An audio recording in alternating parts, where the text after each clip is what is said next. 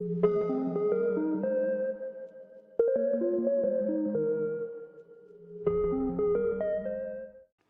friends, this is Dr. Mamta Rathi. I welcome you all on my YouTube channel Dr. Mamta's Educational Plex. Friends, आज की video में हम लोग शुरू करेंगे कॉस्ट शीट के बारे में। इसके पहले हमने यूनिट कॉस्टिंग क्या होता है, सिंगल कॉस्टिंग, आउटपुट कॉस्टिंग जिसे हम कहते हैं वो क्या होता है, इसकी थ्योरेटिकल कंसेप्ट देख ली है और कॉस्ट शीट का जो फॉर्मेट होता है उसे भी स्टडी कर लिया है। आज हम देखेंगे कॉस्ट शीट का सॉल्व प्रॉब्लम। तो कॉस्ट शीट किस तरह से बनाई जाती है उसको हम एक बार देख लेंगे। सबसे पहले हम रीड कर लेते हैं हमारी प्रॉब्लम को। Rathi company limited produced 1000 completed units of product A during the month ended 31st March 2020 and the following figures were available for the year. अब राठी कंपनी ने 1000 कंप्लीटेड यूनिट्स प्रोडक्ट ए के प्रोड्यूस किए हैं 31 मार्च 2020 के, यानी कि एक मंथ का कॉस्ट रिकॉर्ड हमारे पास है। तो ये रिकॉर्ड लेकर हमें क्या करना है, हमें बनानी है हमारी कॉस्ट शीट। जैसे कि नीचे आप देख सकते हैं हमें बताया गया है prepare cost sheet showing prime cost, factory cost, cost of production, cost of goods sold and net profit.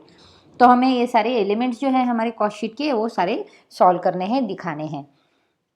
Friends, किसी भी कॉस्ट शीट को अगर हम सॉल्व करते हैं या फिर कोई भी जो एक स्टेटमेंट फॉर्म में हमारा आंसर आता है तो उसके लिए हमारे प्रॉब्लम में दी गई जो इन्फॉर्मेशन होती है वो बहुत ही ज़्यादा इम्पोर्टेंट हो जाती है। अब हमें कॉस्ट शीट बनानी है। कॉस्ट शीट का फॉर्मेट जो है 6 हेड का फॉर्मेट जो है वो मैंने आपके साथ शेयर कर लिया था, उसकी लिंक भी मैंने डिस्क्रिप्शन बॉक्स में दी हुई है। अब कॉस्ट शीट जब हमें बनानी है तो कॉस्ट शीट एक वर्टिकल फॉर्म है जिसमें हमें 1 बाय 1 एक एक हेड को पास करके जाना है।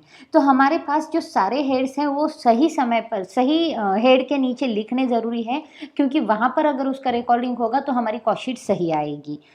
तो हमारे पास जो इन्फॉर्मेशन दी हुई होती है उस इन्फॉर्मेशन को हमें पहले ही देख लेना होता है कि हमारी इन्फॉर्मेशन में दिया हुआ जो रिकॉर्ड है वो रिकॉर्ड हमारी कॉस्ट शीट के कौन से हेड के अंदर आएगा। तो हमें क्या करना होगा, तो सबसे पहले हमारा जो प्रॉब्लम हम रीड करते हैं, हमारी प्रॉब्लम को हमें सबसे पहले हाईलाइट कर देना होगा कि हमारे कौन से हेड में ये वाली इन्फॉर्मेशन जा रही है। अगर इसे हम अभी से हाईलाइट कर रखेंगे या फिर मार्क कर देंगे तो फिर हमें ईजी हो जाएगा हमारी कॉस्ट शीट को बनाने में, क्योंकि कॉस्ट शीट जो है वो 6 सीक्वेंस में या फिर 6 एलिमेंट्स में बनती है हमारी। तो हर एलिमेंट में हमें कुछ ना कुछ जो आइटम्स है उसे ऐड करना होता है, लेस करना होता है। और अगर हम यहाँ पर अगर वो प्रॉपर इफेक्ट प्रॉपर जगह पर नहीं देंगे तो हमारी जो नेट प्रॉफिट है वो नेट प्रॉफिट अफेक्ट हो जाता है। तो वो ना हो और हमारा जो करेक्ट सीक्वेंस है उस सीक्वेंस को भी मेंटेन हम कर सके और हमारी कॉस्ट शीट जो है वो एक समराइज्ड, एक असेस्ड डॉक्यूमेंट दिखे, इसलिए हमें सबसे पहले क्या करना चाहिए, तो हमारी प्रॉब्लम में जो दी गई इन्फॉर्मेशन है उसे हमें हाईलाइट कर देना चाहिए। अब जैसे कि आप देख सकते हैं कि यहाँ पर बहुत सारे हेड्स हमें दिए हुए हैं जो कि अलग अलग हेड्स में अलग अलग एलिमेंट्स में हमें रिकॉर्ड करने हैं। तो सबसे पहले मैं आपको एक ट्रिक बताऊंगी कि एक तो इसे मार्क कर ले कि कौन सा हेड फैक्ट्री ओवरहेड्स में आएगा, कौन सा हेड ऑफिस ओवरहेड्स में आएगा, कौन सा head selling and distribution overheads में आएगा। तो इस तरह से हम इसे मार्क कर देंगे तो कॉस्ट शीट बनाने में हमें आसानी रहेगी, ताकि कौन सी एलिमेंट में कितनी जगह हमें छोड़नी है या फिर कौन से एलिमेंट में कितने हेड्स हमें रिकॉर्ड करने हैं उसका आइडिया हमें यहाँ पर मिल जाता है। या फिर इसका दूसरा बेनिफिट ऐसे होता है कि इसको हम यहाँ पर मार्क करने से हमारी कॉस्ट शीट जो है वो एक ऑर्डर में हम ले जा सकते हैं और कोई भी हमारा जो आइटम है वो छूट नहीं जाता है हमारे राइटिंग में या फिर हमारी कॉस्ट शीट में। तो चलिए हम सबसे पहले हाईलाइट कर देते हैं हमारी जो दी गई इन्फॉर्मेशन है उस इन्फॉर्मेशन में कि दिया हुआ जो हेड है वो हेड किस इसमें जाएगा या फिर कौन सी हेड के अंडर आएगा। तो सबसे पहले जैसे कि कॉस्ट शीट के हिसाब से चलेंगे हम। मैं आपको 2-3 मेथड से बताऊंगी कि किस तरह से हमें इस ट्रिक को यूज़ करना है या फिर किस तरह से हमें हमारी जो इन्फॉर्मेशन है उसे मार्क करना है। तो सबसे पहली मेथड मैं आपको यहाँ पर ये बताऊंगी कि हमारी जो कॉस्ट शीट है उस कॉस्ट शीट के सीक्वेंस के हिसाब से हम यहाँ पर मार्क करेंगे। तो सबसे पहले कॉस्ट शीट में हम ये देखते हैं कि हमारे पास होता है opening stock of raw materials. देखिए फ्रेंड्स, मैं यहाँ पर हाईलाइटिंग के जो कलर्स है वो कलर्स अलग अलग यूज़ कर रही हूँ ताकि वो जो कलर्स है वो एक बंच बन जाएगा हमारी कॉस्ट शीट की रिकॉर्डिंग का।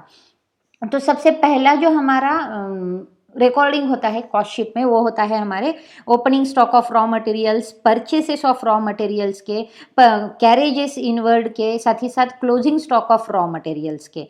तो ये वाली जो चीज़ें होती हैं वो सारी चीज़ें हम लोग देखते हैं हमारे फर्स्ट सेक्शन में, जो कि कॉस्ट शीट का फर्स्ट सेक्शन होता है। तो वहाँ पर आने वाले जो हेड्स है उन हेड्स को मैंने हाईलाइट कर दिया है। और भी देखेंगे हम, अगर हमारे पास कुछ है तो फिर हमें उसे हाईलाइट कर देना है। इससे एक फ़ायदा ये होता है कि सारे जो हेड्स है उस जगह की उसे हम एक मार्क कर लेते हैं, हाईलाइट कर लेते हैं, ताकि वो वाला जो एरिया है वो वाला एरिया हम कंप्लीट कर सकें। और इस तरह से जब हम हाईलाइट करते जाते हैं तो रिमेनिंग जो हमारे पास हेड्स बचते हैं तो उनका भी हमें एनालिसिस हो जाता है कि जो बचे हुए रिमेनिंग हेड्स है वो कौन सी इसमें जाएंगे। तो कोई भी हेड, कोई भी ट्रांजैक्शन, कोई भी इंफॉर्मेशन जो हमें यहाँ पर दी हुई है वो हमसे मिस भी नहीं होगी और हमारी कॉस्ट शीट जो है वो भी प्रॉपर तरीके से हमें बनाना ईजी हो जाता है। तो फर्स्ट जो हमारा सेक्शन है उस सेक्शन को मैंने येलो कलर की लाइट में हाईलाइट कर दिया है। अब नेक्स्ट जो सेक्शन आता है वो होता है हमारा direct wages and direct labour का। तो ये जो direct wages and direct labour है वो मैंने ब्लू कलर से हाईलाइट कर दिए हैं, जिसे कि हमने सेकेंड इसमें लिखना है। अब ये दो बना के हमारे पास आ जाएगा फर्स्ट हेड, जो कि है हमारा प्राइम कॉस्ट। प्राइम कॉस्ट में हम ऐड करते हैं हमारी फैक्ट्री ओवरहेड्स। तो सारे फैक्ट्री ओवरहेड्स को जो है वो मैं पिंक कलर में हाईलाइट कर रही हूँ। तो जो कुछ भी हमारे पास रिकॉर्ड्स है या फिर जो कुछ भी हमारे पास इंफॉर्मेशन है जो हमारी फैक्ट्री ओवरहेड्स में आती है उसे मैं पिंक कलर से हाईलाइट कर दूंगी। तो हम यहाँ पर देख लेते हैं, इनडायरेक्ट वेजेस है, पावर है, फैक्ट्री रेंट एंड रेट्स है, उसके बाद फैक्ट्री लाइटिंग है, फैक्ट्री इंश्योरेंस है, रिपेयर्स टू मशीनरी है। मशीनरी जो है वो फैक्ट्री में यूज़ की जाती है, इसके लिए मशीनरी पर जो रिपेयर्स होंगे वो फैक्ट्री में हम लेंगे वो चार्जेस। इनडायरेक्ट मटेरियल जो है वो भी फैक्ट्री में आएंगे। Factory supervision, depreciation of plant, जैसे कि मशीनरी एंड प्लांट जो है वो हम फैक्ट्री में यूज़ करते हैं तो उसका डिप्रिसिएशन जो है उसे भी हमें फैक्ट्री में दे देना है। उसके बाद फैक्ट्री ओवरहेड्स जो हम दे देते हैं उसमें नेक्स्ट है हमारा आता है opening and closing stock of work in progress. तो हमारे पास वो इन्फॉर्मेशन भी यहाँ पर है opening and closing work in progress की, तो उसे भी हम हाईलाइट कर देते हैं हमारी पिंक कलर से। तो फ्रेंड्स आप समझ गए होंगे कि येलो कलर का जो सेक्शन है वो फर्स्ट नंबर का सेक्शन है, ब्लू कलर के सेक्शन में हम सेकेंड सेक्शन में हमारी इन्फॉर्मेशन लिखेंगे। देन हमारे फैक्ट्री ऑन कॉस्ट या फिर वर्क्स ऑन कॉस्ट की जो कुछ भी रिकॉर्ड्स है उसे मैंने पिंक कलर से हाईलाइट कर दिया है, ताकि जब भी हम कॉस्ट शीट बनाएंगे तो पिंक कलर में हाईलाइट किए गए या फिर मार्क किए गए जो कुछ भी हमारे हेड्स है वो हमें वहाँ पर आसानी से लिखने आ जाएंगे। अब एक बार हमारे पास फैक्ट्री ओवरहेड्स आ जाए तो हम आगे बढ़ते हैं हमारी ऑफिस ओवरहेड्स के साथ। तो हमारे पास ऑफिस ओवरहेड के कौन से हेड्स हैं उन्हें भी हमें हाईलाइट कर लेना है, जैसे कि और एक हमारा वर्क्स ऑन कॉस्ट यानी कि फैक्ट्री ऑन कॉस्ट का हेड रह गया था जो है ड्राइंग ऑफिस सैलरीज, तो उसे भी हमने यहाँ पर लिख दिया है। अब हम देखेंगे हमारे ऑफिस रिलेटेड जो कुछ ओवरहेड्स है ऑफिस ऑन कॉस्ट, तो उसमें आएगा हमारा फिर से एक देखिए सेल ऑफ स्क्रैप। ये हाईलाइट करने का जो बेनिफिट हमें मिलता है वो हाईलाइट में सारे हेड्स जो हैं वो हाईलाइट हो रहे हैं या उसे हम मार्किंग कर रहे हैं, या तो आप इसे 1 2 3 नंबर भी दे सकते हैं, क्योंकि हमारे पास 6 एलिमेंट में हमारी कॉस्ट शीट बन रही है। तो कौन से एलिमेंट में हमारे ये सारे ट्रांजैक्शंस जाएंगे तो उस एलिमेंट का नंबर भी आप इसे दे दे तो भी चलेगा, या फिर आप इसे एफ ओ यस की तरह से भी अगर डिवाइड करें तो भी चलेगा। मतलब आप कोई भी मेथड यूज़ कर सकते हैं डिवाइडेशन के लिए या फिर हाईलाइट के लिए, और उससे आपको क्या होगा, तो उससे आपकी सारी जो ट्रांजैक्शंस है सारी ट्रांजैक्शंस मार्क हो जाएगी, हाईलाइट हो जाएगी, बुक हो जाएगी। वो सारी ट्रांजैक्शंस आपके प्रॉब्लम जब सॉल्व करेंगे आप तब आपके सॉल्यूशन में आ जाएगी और कोई भी इंफॉर्मेशन मिस नहीं होगी इस हाईलाइटिंग के प्रोसीजर की वजह से। तो ये वाली जो सारी है वो फैक्ट्री ऑन कॉस्ट हमने देख लिए। अब हम देखते हैं ऑफिस ऑन कॉस्ट, जिसे मैंने ग्रीन कलर में हाईलाइट कर दिया है। तो रेंट एंड रेट्स ऑफिस के, office lighting, office insurance, office supervision, office salaries, sundry expenses कुछ है, फिर ऑफिस बिल्डिंग के रिपेयर्स हमने दिए हैं, देन डेप्रिसिएशन दिया है बिल्डिंग को जो कि ऑफिस बिल्डिंग का है। तो इस तरह से के अकाउंटिंग हाउस की सैलरीज है, ये सारे जो हेड्स हैं वो आते हैं हमारे ऑफिस ऑन कॉस्ट में, तो उसे हमने हाईलाइट कर दिया है ग्रीन कलर से। अब एक बार ऑफिस ऑन कॉस्ट हम लिख ले कि उसके बाद हमारे पास आता है opening and closing stock of finished goods का। तो ये जो opening and closing stock of finished goods है इसे भी हम लिख देते हैं। तो ये वाली चीज़ें जो है वो मैंने ग्रीन कलर में हाईलाइट कर दी है। अब नेक्स्ट जो आता है हमारा सेक्शन वो होता है सेलिंग एंड डिस्ट्रीब्यूशन ओवरहेड्स का, तो उसे मैंने हाईलाइट कर दिया है ग्रे कलर के साथ। तो जो हमारे रिकॉर्ड्स जो हमारे ट्रांजैक्शन बचे हैं उनमें से देखते हैं कौन से ट्रांजैक्शन इसमें आते हैं, जैसे कैरेज आउटवर्ड है, ट्रैवलिंग एक्सपेंसेस है, एडवर्टाइजिंग है, agents commission, bad debts, delivery van expenses, sales, sorry salesman salary, ये वाले सारे हेड्स जो हैं वो सेलिंग एंड डिस्ट्रीब्यूशन में आएंगे। उसके बाद हम देखते हैं सेल्स। सेल्स हमारा एक सेपरेट हेड है हमारी कॉस्ट शीट का, जो कि लास्ट हेड होता है हमारे कॉस्ट शीट में। तो सेल्स की जो इन्फॉर्मेशन दी है उसे हमें उस हेड में लिख देना है। उसके बाद हम देखते हैं कि हमारे पास सारे जो रिकॉर्ड है उन सारे रिकॉर्ड को हमने हाईलाइट कर दिया है, यानी कि हर रिकॉर्ड कहीं ना कहीं प्लेस होने वाला है, और वो कहाँ पर प्लेस होने वाला है उसका ऑर्डर हमने डिसाइड कर दिया है। जैसे कि yellow colour for first order, blue colour for second order, pink colour for third order, green colour for fourth order, grey colour for fifth order and brown colour for last order. अब जैसे कि आप यहाँ पर देख रहे हैं हर एक ट्रांजैक्शन जो है वो मार्क हो गया है, वो हाईलाइट हो गया है। बस एक ट्रांजैक्शन आपको दिख रहा होगा जिसे हाईलाइट हमने नहीं किया है। तो ये डिटेक्ट करने में बहुत ईजी है कि कौन से ट्रांजैक्शंस हमने ले लिए हैं और कौन से ट्रांजैक्शंस हमारी हाथ से छूट गए हैं। तो एडवांस इनकम टैक्स यहाँ पर अभी हाईलाइट नहीं हुआ है। तो फ्रेंड्स आपको मैं बता दूं कि इनकम टैक्स जो है वो कॉस्ट शीट में नहीं आता है। कॉस्ट शीट में हम हमारे प्रोडक्शन के रिलेटेड जो कुछ भी एक्सपेंसेस हुए हैं, जो कुछ भी कॉस्ट एक्सपेंसेस हैं, सिर्फ और सिर्फ उन्हीं को रिकॉर्ड करते हैं। जो अदर एक्सपेंसेस होते हैं likewise advance income tax paid या income tax paid, dividend paid, इस तरह के जो एक्सपेंसेस है उन्हें हम नहीं लेते हैं। तो ये बहुत ही आसान हो जाता है हमारा कि हमारे जो ट्रांजैक्शंस हमें प्रॉब्लम में दिए गए हैं वो सारे ट्रांजैक्शंस हमारी रिकॉर्डिंग में आ रहे हैं या नहीं। दूसरा बेनिफिट इसका ऐसे मिलता है फ्रेंड्स कि हमारे पास अब देखिए जैसे कि येलो कलर में हमारे पास हाईलाइट में 4 ट्रांजैक्शंस दिख रहे हैं। तो हमें ये अंदाज़ा लग सकता है हमारी कॉस्ट शीट बनाने में कि कॉस्ट शीट में फर्स्ट सेशन में हमें कितनी जगह छोड़नी है, तो हम उतनी जगह उसके लिए असाइन कर देते हैं। या फिर हमारे पास हर इसके हाइलाइटेशन आ गए हैं या फिर मार्किंग आ गई है, बुक आ गए हैं हमारे, तो इससे हम क्या कर सकते हैं कि हमारा जो ऑर्डर है उसे कंप्लीट करते जाते हैं। कि हमारे पास अब पता है कि येलो कलर में 4 है तो 4 करके हम कंटिन्यू कॉस्ट शीट को आगे बढ़ा सकते हैं। तो ये कॉस्ट शीट जो है उसका जो सीक्वेंस है उसे मेंटेन करने में भी ईजी हो जाता है। और जो कम जगह छोड़ी जाती है हमारे सॉल्यूशन में, जो कि एक ऑर्डर अच्छा नहीं दिखता उसका, तो हमारा जब भी हम प्रॉब्लम सॉल्व करते हैं तो प्रॉब्लम सॉल्व करते वक्त वो बहुत ही डिसेंट एंड ऑर्गेनाइज्ड मैनर में दिखना चाहिए। तो वो जो ऑर्गेनाइज्ड मैनर है वो इस चीज़ से, इस ट्रिक से बहुत अच्छे से हो सकता है। फ्रेंड्स मैं रिक्वेस्ट करूंगी आप सभी से कि जब भी आप कॉस्ट शीट का प्रॉब्लम सॉल्व कर रहे हैं तो ये वाली ट्रिक ज़रूर यूज़ करें। आपका जो प्रॉब्लम है उस प्रॉब्लम में ही आप आपके ऑर्डर को असाइन कर दे तो आपको बहुत ही ईजी हो जाएगा आपकी कॉस्ट शीट सॉल्व करने में। अब देखिए कितनी आसानी से हम हमारी कॉस्ट शीट सॉल्व करते हैं। चलते हैं हम हमारी सॉल्यूशन पार्ट की ओर। हम बनाते हैं हमारी सॉल्यूशन पार्ट की ओर हमारी cost sheet. Rathi company limited cost sheet for the month of March 2020। अब कॉस्ट शीट के लिए हम 3 कॉलम बनाते हैं, particulars, inner column amount and outer column amount. Inner column amount इसलिए क्योंकि हमारे पास बहुत से हेड होते हैं जहाँ पर हमने एडिशन और डिलीशन करना होता है। तो इस चीज़ के लिए वो इफेक्ट देने के लिए हम इनर कॉलम बनाते हैं, और आउटर कॉलम जो होता है वो अमाउंट का होता है। तो जैसे कि कॉस्ट शीट का फॉर्मेट मैंने बताया था, उस फॉर्मेट के हिसाब से हम हमारी कॉस्ट शीट को प्रिपेयर करेंगे। तो कॉस्ट शीट के फॉर्मेट में सबसे पहला हेड आता है हमारा opening stock of raw materials का। फ्रेंड्स देखना, ये जो फर्स्ट सेक्शन है उस फर्स्ट सेक्शन को हमने प्रॉब्लम में मार्क करके रखा हुआ है येलो कलर से। तो येलो कलर के जो आइटम्स थे उसे हम यहाँ पर रिकॉर्ड कर देंगे। तो opening stock of raw materials, amount है उसकी 3000 rupees. Opening stock of raw materials में हमारी फॉर्मेट कहता है परचेसेस ऑफ रॉ मटेरियल को ऐड कर देना है, तो उसे हम ऐड कर देंगे। Add purchases of raw materials 17,000। Then carriage inwards, यानी कि परचेसेस पर हमने कैरेज दिया है तो उसे भी हमें यहाँ पर ऐड कर देना है, तो वो ऐड कर देंगे हम 600। तो इन तीनों को ऐड कर देंगे तो अमाउंट हमारे पास आ जाएगी 20,600 की। अब इसमें से हम क्या करेंगे तो less closing stock of raw materials करेंगे 2600 का। अब यहाँ पर हमारा जो फर्स्ट सेक्शन है वो फर्स्ट सेक्शन कंप्लीट हो जाता है, और हमारे पास जो आता है वो है हमारा फर्स्ट हेड, जो कि है कॉस्ट ऑफ मटेरियल्स कंज्यूम्ड, जो आ रहा है 18,000। इसे हमने लिख दिया है आउटर कॉलम में। तो देखिए फ्रेंड्स, इससे आप क्रॉस टैली भी कर सकते हैं। यहाँ पे हमारी फर्स्ट हेड में 4 जो ट्रांजैक्शंस है वो रिकॉर्ड हुए हैं। अगर हम प्रॉब्लम में जाके देखें कि फर्स्ट हेड का कोई आइटम बच तो नहीं गया, कोई मिस तो नहीं हुआ हमारे हाथ से, तो हम देखते हैं तो हमें फिर से पता चलेगा कि हमारी जो हाइलाइट्स हमने करके रखे थे प्रॉब्लम में, येलो कलर के 4 हेड्स ही थे, वो 4 हेड्स हमने यहाँ पर रिकॉर्ड कर दिए हैं। तो इस तरह से आप चेक करते रहिए आपके प्रॉब्लम के साथ। उसके बाद हमारा जो सेकेंड सेक्शन है वो है हमारा direct wages and direct expenses का, जिसे प्रॉब्लम में हमने ब्लू कलर से हाईलाइट कर दिया था।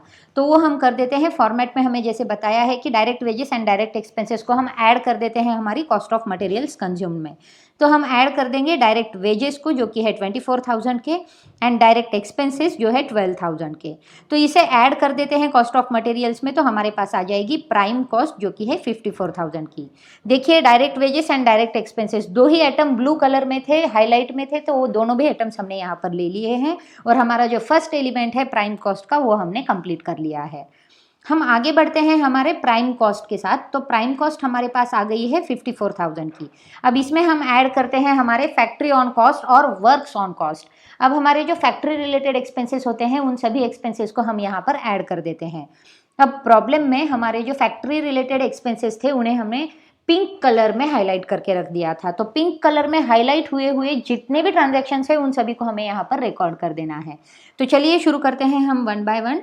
Indirect wages 600, power 9,000, factory rent and rates 2,400, factory lighting 800, factory insurance 600, repairs to machinery 400, indirect material 1,600, factory supervision 2,800, depreciation of plant 400, drawing office salaries 1,000। तो pink colour में जो भी हमने हाईलाइट करके रखे थे फैक्ट्री ऑन कॉस्ट या वर्क ऑन कॉस्ट, वो सारे ट्रांजैक्शन हमने यहाँ पर रिकॉर्ड कर लिए हैं।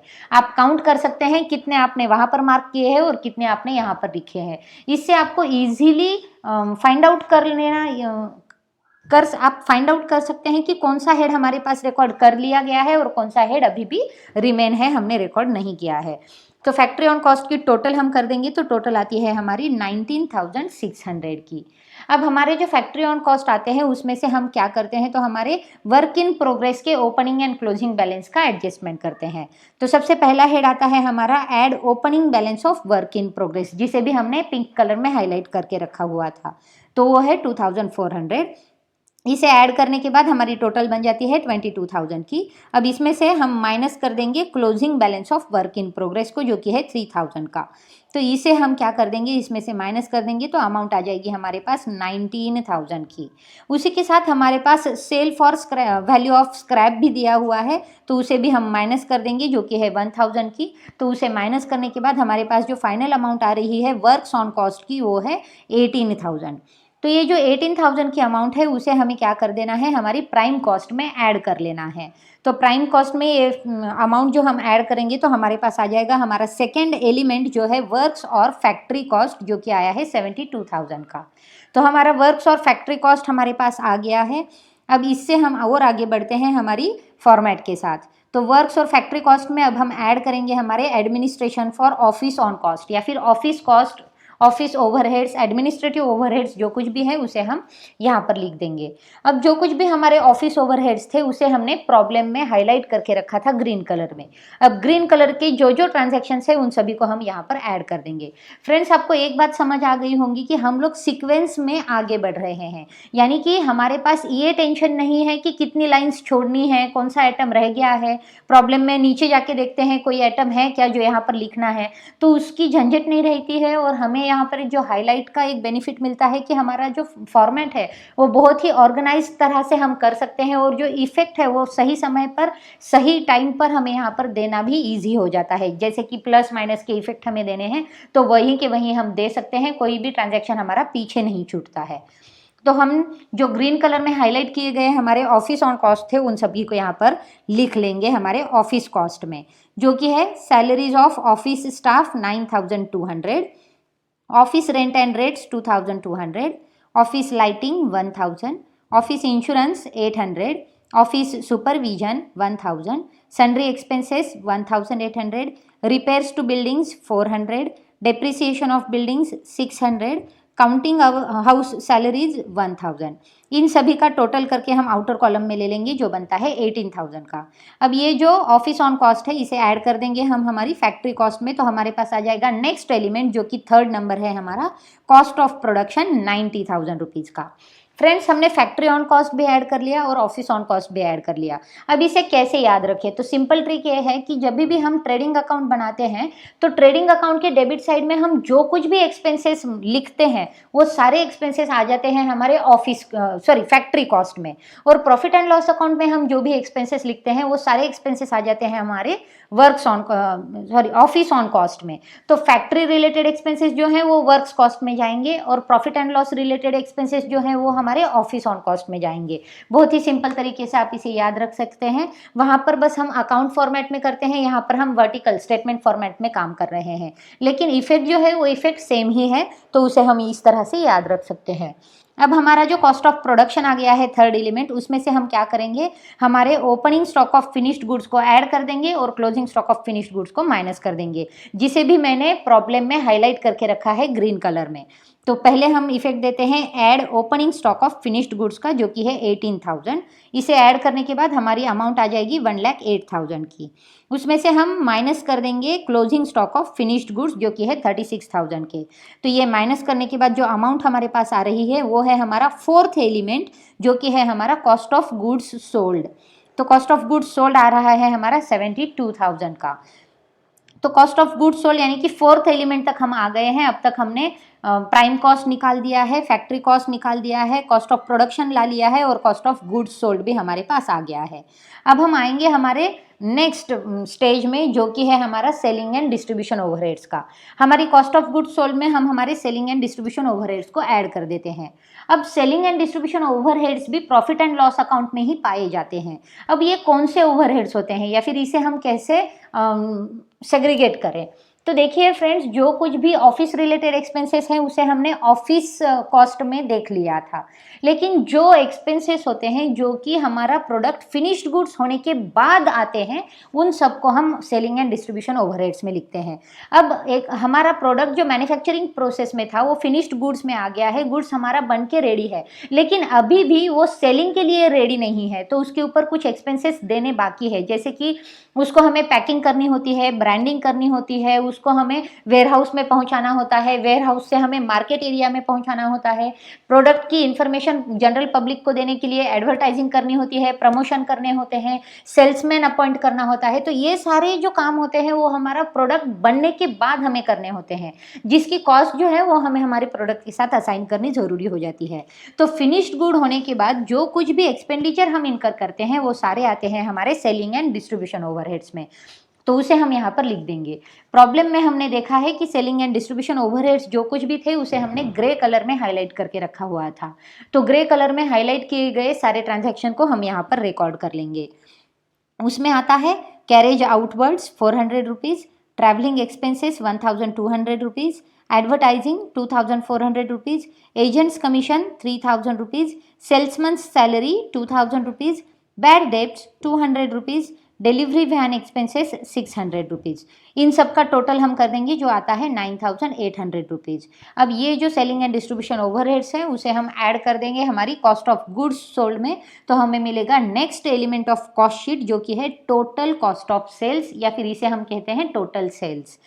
तो ये है हमारा 81,800। अब ये जो टोटल कॉस्ट ऑफ सेल्स है ये है हमारी मैन्युफैक्चरिंग प्राइस, जो कि हमारे प्रोडक्शन को लगी थी, जो कि हमारे यूनिट प्रोड्यूस करने को लगी थी। अब ये है हमारी प्राइस। अब इस प्राइस पर हम क्या करेंगे, हमारा प्रॉफिट मार्जिन जो है उसे ऐड कर देंगे, और उसे ऐड करने के बाद जो अमाउंट आती है हमारी वो होती है सेल्स की, सेलिंग प्राइस की।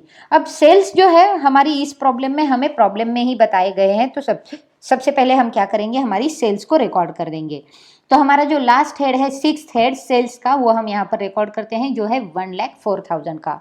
अब आप देख सकते हैं 1,04,000 के सेल्स थे, 81,800 की कॉस्ट प्राइस आई थी। तो 1,04,000 के सेल में से अगर 81,800 की कॉस्ट प्राइस को हम माइनस करें तो अमाउंट आती है 22,200 की। तो ये जो अमाउंट है वो है हमारा नेट प्रॉफिट, क्योंकि हमारी कॉस्ट पर 22,200 रुपीज़ एक्सेस हमें मिले हैं हमारी सेलिंग प्राइस में। तो सेल्स जो हमने किए हैं उन सेल्स में हमने जो नेट प्रॉफिट मिलवाया है वो है हमारा 22,200 का। तो इसी तरह से हमारी जो कॉस्ट शीट है वो कॉस्ट शीट बनकर रेडी है हमारे पास। आसानी से हमने क्या किया, प्रॉब्लम में जो कुछ भी हेड दिए थे उन हेड को हमने डिवाइड कर दिया उसके कॉस्ट शीट के हेड के हिसाब से। हमने फैक्ट्री वाले जो कुछ भी ट्रांजैक्शंस थे उन्हें अलग कर दिया, ऑफिस वाले जो थे उन्हें अलग कर दिया, सेलिंग एंड डिस्ट्रीब्यूशन वाले थे उन्हें अलग कर दिया, डायरेक्ट जो हेड्स थे जो फर्स्ट सेक्शन में आते थे उन्हें अलग कर दिया। सबको अलग अलग करके हमने क्या किया, हमारे जो फॉर्मेट है उस फॉर्मेट में उन सारे ट्रांजैक्शंस को लाकर यहाँ पर रख दिया है। और बस हमें बहुत ही सिंपल सा फॉर्मेट है हमारा, बस हमें एडिशन करते जाना है, कुछ माइनस करते जाना है और हमारी डिजायर्ड रिजल्ट तक हम पहुँचते हैं। हमारा नेट प्रॉफिट जो है वो हमने यहाँ पर निकाल दिया है। तो जैसे कि हमें प्रॉब्लम में बताया गया था, तो प्रॉब्लम में बताया जैसे हमने प्राइम कॉस्ट निकाल दिया है। जो प्राइम कॉस्ट थी हमारी, वो प्राइम कॉस्ट आ गई थी हमारी 54,000 की। देन फैक्ट्री कॉस्ट जो है वो भी हमने निकाल दी थी, जो कि थी हमारी 72,000 की। कॉस्ट ऑफ प्रोडक्शन जो था वो था हमारा 90,000 का। उसके बाद कॉस्ट ऑफ सेल्स हमने निकाला, कॉस्ट ऑफ गुड्स सोल्ड वो था 72,000 का। देन कॉस्ट ऑफ सेल्स जो कि टोटल सेल्स है हमारे वो थे 81,800 के। एंड लास्टली सेल्स जो अमाउंट हमें प्रॉब्लम में दी गई थी वो थी 1,04,000 की। एंड नेट प्रॉफिट जो था वो था 22,200 रुपीज़ का। तो इसी तरह से सारे हेड्स को हमने कैलकुलेट कर लिया है, फॉर्मेट में सभी चीज़ें हमने रख दी हैं। प्रॉब्लम में दी हुए सारे ट्रांजैक्शन को हमने यहाँ पर रिकॉर्ड कर दिया है। बस एक transaction advance income tax paid जो कि कॉस्ट शीट में नहीं आता तो उसे हम रिकॉर्ड नहीं कर रहे हैं। चाहे तो आप उसकी नोट भी दे सकते हैं कि इनकम टैक्स पेड जो है वो कॉस्ट शीट में नहीं आता, इसके लिए उसे हम एलिमिनेट कर रहे हैं। तो फ्रेंड्स, इस तरह से कॉस्ट शीट का फर्स्ट प्रॉब्लम जो है मैंने आपके सामने सॉल्व कर दिया है। छोटी छोटी ट्रिक्स आपको बता दी है कि किस तरह से हमारी प्रॉब्लम में ही हमें सारे